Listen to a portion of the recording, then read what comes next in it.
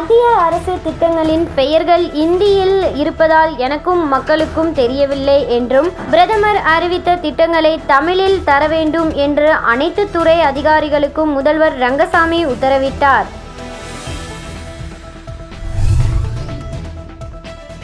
மகாலயா அமாவாசை தினத்தையொட்டி புதுச்சேரி கடற்கரையில் ஏராளமானோர் முன்னோர்களுக்கு தர்ப்பணம் கொடுத்தனர்.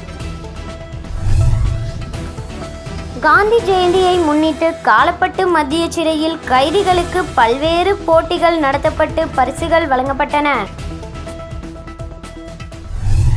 புதுச்சேரி அரசு உள்ளாட்சித்துறை மற்றும் நகராட்சிகளின் சார்பில் ஸ்வச்சதா ஹி சேவா தூய்மையே சேவை இருவார பணி நிறைவு விழா இன்று நடந்தது.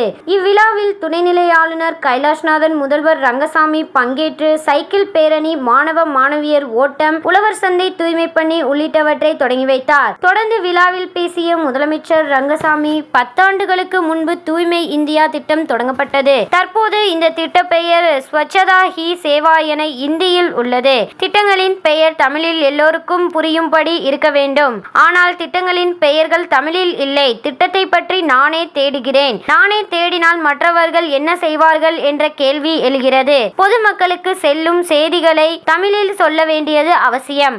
ஆகவே பிரதமர் அறிவித்துள்ள மத்திய அரசின் திட்டங்களை அனைத்தும் துறைகளிலும் தமிழ் மொழியில் பெயர்த்து பயன்படுத்த வேண்டும் என உத்தரவிட்டுள்ளார்.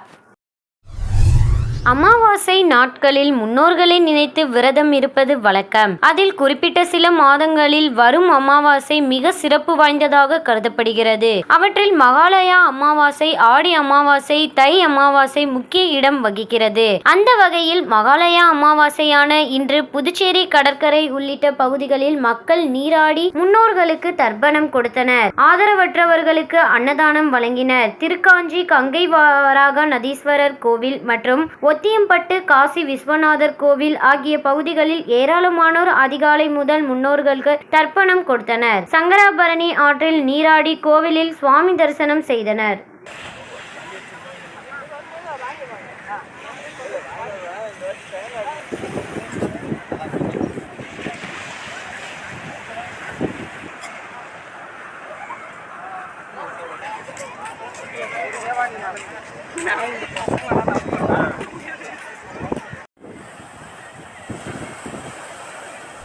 புதுவை காலப்பட்டு மத்திய சிறை